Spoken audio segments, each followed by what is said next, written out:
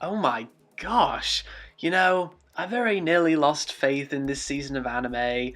I mean, I was still pissed off at how terrible Scared Rider Execs episode 2 was, and Planetarian was okay, Masugakuen was okay, but after that episode 2, Scared Rider Execs, oh my goodness, I very, very nearly lost all faith. So imagine my surprise when episode 2 of Qualidea Code comes along and is actually really good. It had an interesting setup, it had unique characters with different dynamics with each other. Am I dreaming here? Who knew A1 Pictures could pull something like this off? So in episode 2 of Qualidea Code, the gang are tasked with protecting and helping out the engineers of the bridge who were fixing it because the bridge was destroyed in the previous episode, as an unknown is reported to have been spotted in the ocean nearby. So apparently the engineers are too scared to work without some good old bodyguarding taking place.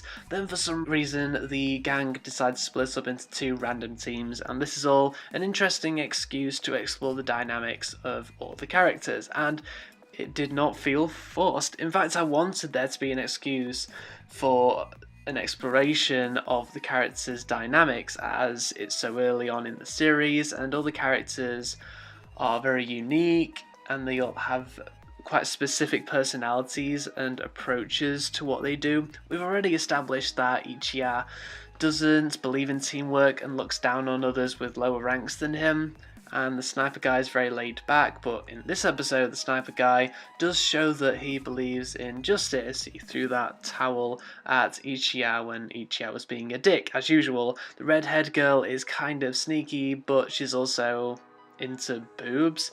But the one character I was worried about is Hotaru, the girl who accompanies Mahime. Hotaru really does seem like a really plain and uncharismatic character, but it turns out that Hotaru is obsessed with Mahime, so I guess that kind of gives Hotaru that extra dimension, even if that dimension is a very shallow one. Oh yeah, and the second half of this episode takes place in the ocean, where the gang are in swimwear as they try to find and destroy the underwater unknown.